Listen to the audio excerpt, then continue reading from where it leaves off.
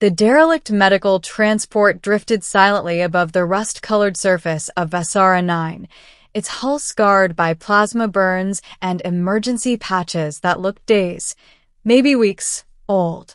The beacon that should have pulsed a soft blue heartbeat across the void flickered instead in a dull, irregular pattern, like a dying star gasping its last breath.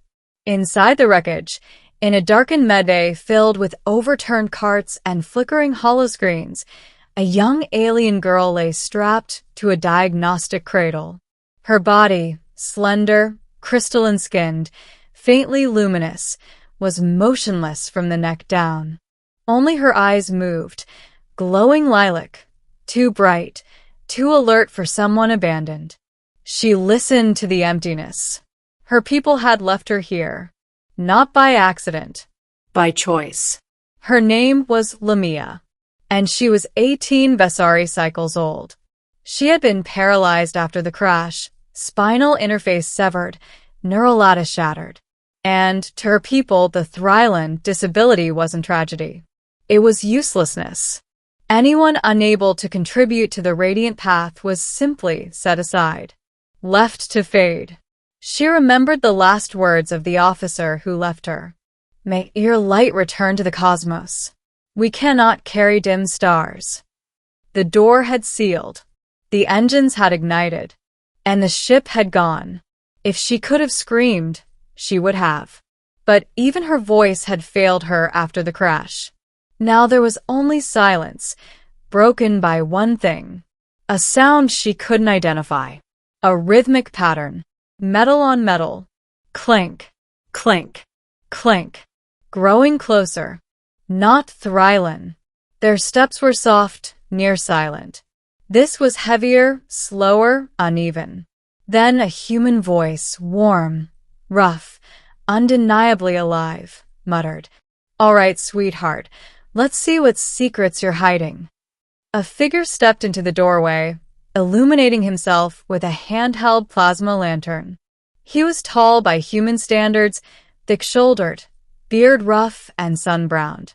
His hair was messy and tied back with a strip of fabric that looked suspiciously like it had once been part of a shirt. A salvage harness clinked as he moved.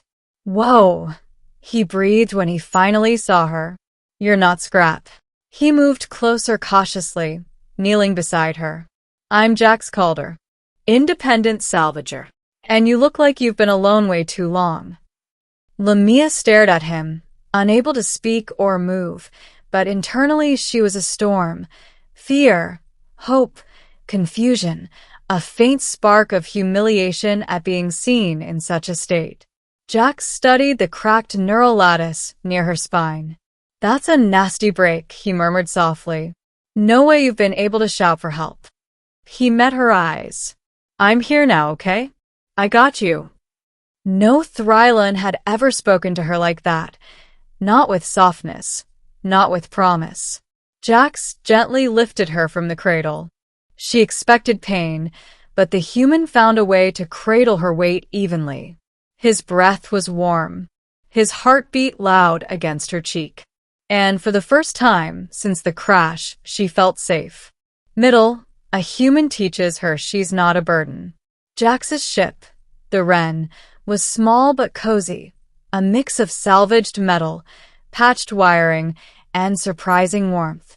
He laid her on a padded bunk he'd cleared off in a hurry. "Sorry about the mess," he said, rubbing the back of his neck awkwardly. "Didn't expect company today." Lamia blinked once. He chuckled.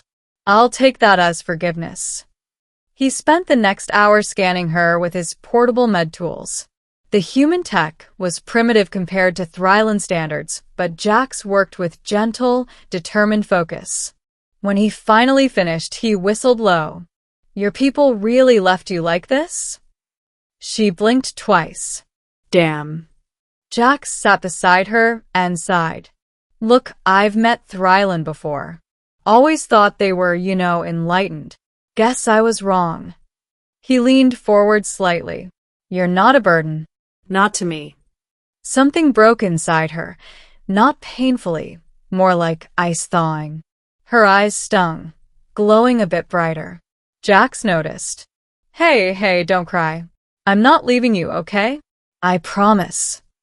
She believed him. Over the next week, Jax reconfigured the Wren to accommodate her. He built voice-activated controls she could operate via eye tracking. He cooked warm meals, telling her stories about Earth, about oceans, storms, forests, things she'd never imagined. She learned his laugh first. Loud, unashamed, comforting. Then she learned his habits. He hummed when he cooked. He talked to his tools like they were stubborn pets. He always checked on her first when he woke. She couldn't talk yet, but he figured out her expressions, her blinks, her moods. One night, while cleaning a cracked part of her neural conduit, he murmured, "If I'm being honest, Lumi, you're the best thing that's happened to me in a long time." She blinked once. A yes. A feeling. He smiled and brushed a stray strand of luminescent hair from her cheek. His fingers were warm. "Your family now. Her people return." It happened after a month. A Thrylan frigate dropped out of FTL near Vasara 9, scanning the debris fields. Jax and Lamia watched from the viewport. Her heart raced. Jax's jaw tightened. "They came back for the ship's core, not for you."